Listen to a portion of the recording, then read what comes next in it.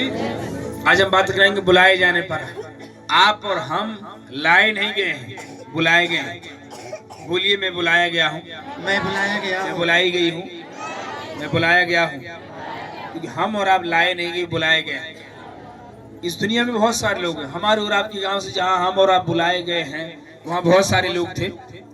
हम और आपसे बड़े बड़े लोग होंगे, धनी होंगे, और भी लोग होंगे, लेकिन प्रभु ने उनको नहीं बुलाया। हम और आपको बुलाया, कुछ न कुछ रीजन है, कुछ न कुछ कारण है, इसीलिए बुलाया कि हम और आपको कहीं ना कहीं वो इस्तेमाल करना चाहता है, कहीं ना कहीं वो एक ऐसी जगह में देखना चाहता है कि दुनिया देखे और देख कर कहे कि हाँ सचमुच कैसे था, कैसा बन गया। आमीन। इसलिए वो बुलाना, इसलिए वो बुलाता है। उसने दाऊद को बुलाया, उसने पतरस को बुलाया, उन्हें मछली मारने वालों को बुलाया, उसने भीड़ बकरी चराने वाले को बुलाया, उसने भविष्यवक्ताओं को बुलाया, सबको बुलाया। और सबको बुला कर ऐसे नहीं बुला के घर में बैठा दीजिए, ऐसे बैठा रहो। उसके लिए काम लिया है, उसके जीवन से काम करवाया है, काम किया है पवित्र आत्मा में होकर। आमीन, हालेलुया, हालेलुया। तो आज हम बुलाए जाने के बारे में जो सीखेंगे, व्हाट इज योर कॉलिंग, आपकी बुलाहट क्या है, इसके बारे में सीखेंगे। What is your calling, call, बुलाना, आपकी बुलाहट क्या है, इसके बारे में आज देखेंगे। ध्यान पूर्वक सुनेंगे, मैं थोड़ा समय लूंगा। आमीन, हालेलुया।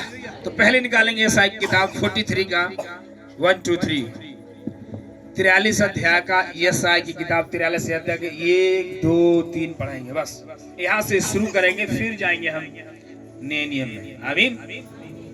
आपको पहचानना है, सच में प्रभु तूने बुलाया। मैं 5 साल से विश्वासी, मैं 2 साल से विश्वासी, 6 महीने विश्वासी, 6 हफ्ते से विश्वासी। प्रभु बुलाया, उस काम को मेरे जीवन में प्रकट होने दे। आमीन। अलग अलग हर आदमी की बुलाहट है। विश्वासी सब है, पास्टर सब है, सेवक सब है, लीडर सब है, लेकिन हर एक की अलग अलग बुलाहट है। आमीन।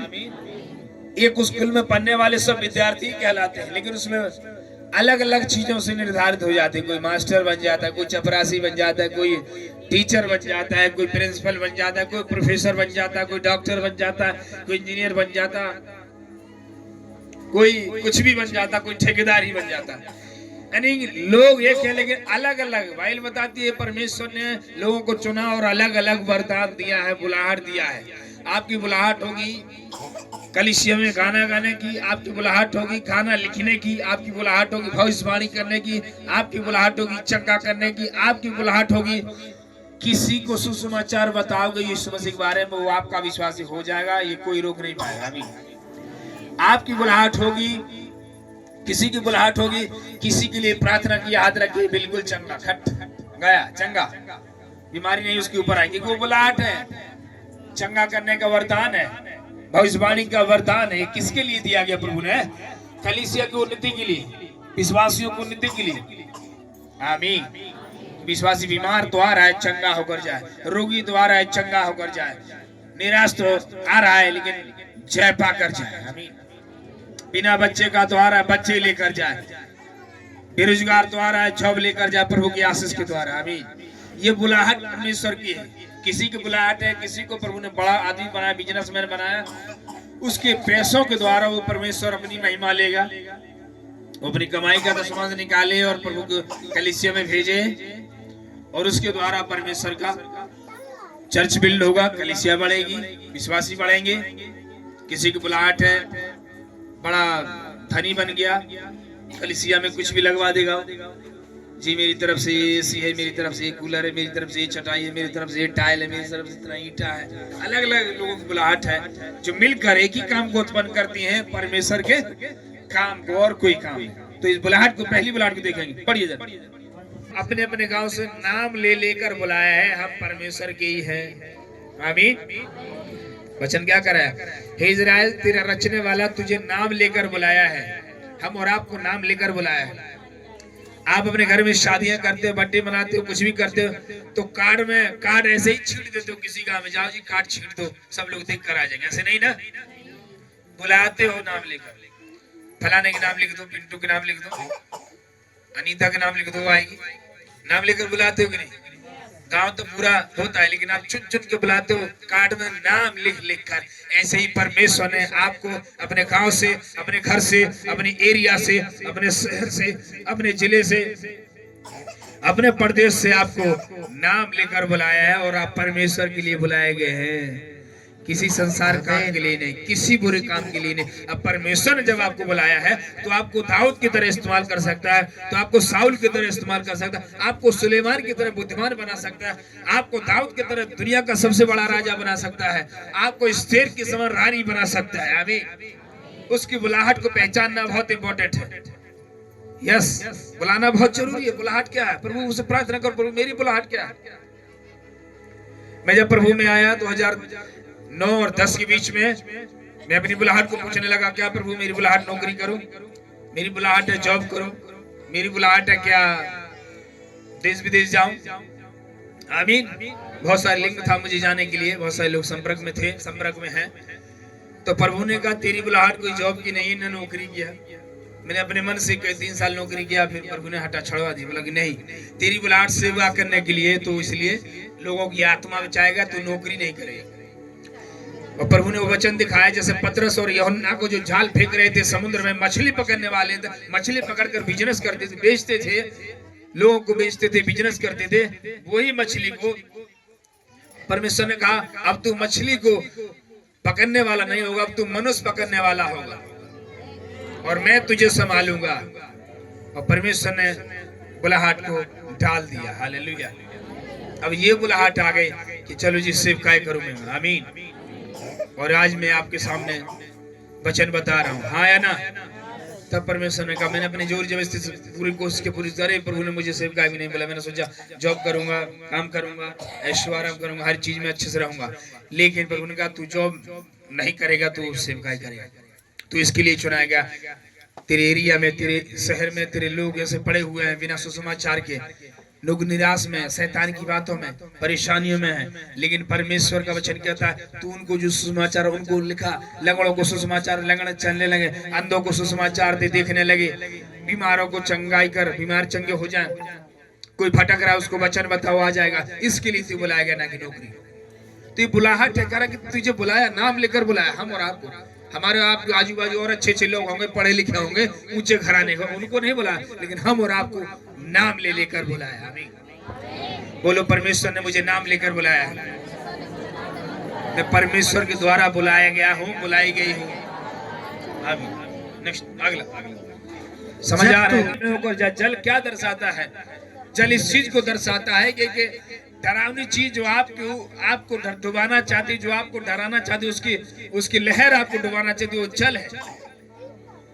कहते लोग पानी जो आग से बच जाएगा, लेकिन पानी में डूबा हुआ कभी नहीं बचेगा। आग का आधा जला बच सकता है, पानी में डूबा कतई नहीं बचेगा। कह रहे जब तू जल में होकर जाए, समुद्र में होकर जाए, तो आगे क्या लिखा है कि तू बुलाया हुआ है, मैं तेरे संग संग रहूंगा। इसलिए बुलाया कि मैं तेरे संग संग रहूं। अभी तक तेरे साथ नहीं था, अभी तक तेरे साथ दुष्ट आत्माएं चलती थी, तेरे साथ पाप चलता था, तेरे साथ बाप दादाओं के श्राप चलते थे, लेकिन अब मैं तेरे निज परमेश्वर होकर तेरे साथ साथ चलूंगा और तेरी अगुवाई करूंगा। I will walk with you. Yes, hallelujah. मैं तेरे साथ चलूंगा। और जब तू नदियों में हो, के लिए नहीं बुलाया परमेश्वर ने, नदियों के ऊपर चलने के लिए बुलाया, उस पानी में ऊपर चलने के लिए बुलाया। आमीन। जब नाव के ऊपर था और डर रहा था उसी पानी, उस तूफान से, उसी समुद्र से, और परमेश्वर से कहा प्रभु इस पानी में चलना चाहता हूँ। प्रभु ने कहा मैं तुझे इसलिए बुलाया, तू इस पानी के ऊपर चले, तू इस लहरों से न डरे, तू इस पानी के लहकों से न डरे, तू इसके ऊपर चले, इसलिए बुलाया। वही पतरस जो कल को डर रहा था, थोड़ी देर पहले इस समुद्र से डर रहा था, पानी से डर रहा था, बीमारी से डर रहा था, जादू मंत्र टोने से डर रहा था, पड़ोसी से डर रहा था, टोनाई से डर रहा था, आज वही पतरस जब प्रभु के द्वारा बुलाया गया, उसी समुद्र के ऊपर खुद चलने लगा। समुद्र उसके लिए सड़क बन गया पक्का। आमीन।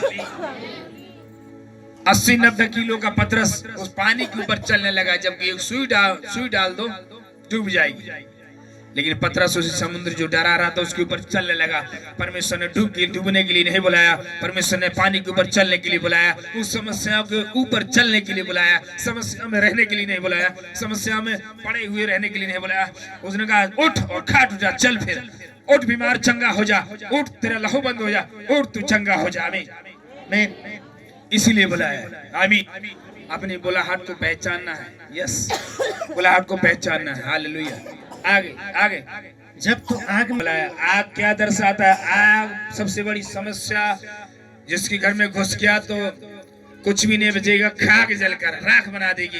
लेकिन उस आग के ऊपर चलने के लिए यहोवा ने हम और आपको बुलाया, चुना है। ऐसे नहीं कि आग की लपटों को डरने के लिए, उसकी लपटों को छूने के डरने के लिए, उसी लिए बुलाया। सदरक मेशक की तरह आग के भीतर तुम टहलो, आग भी तुम्हारे लिए ठंडी बर्फ बन जाए और तुम आग में होकर निकल जाओ। आमीन आमीन।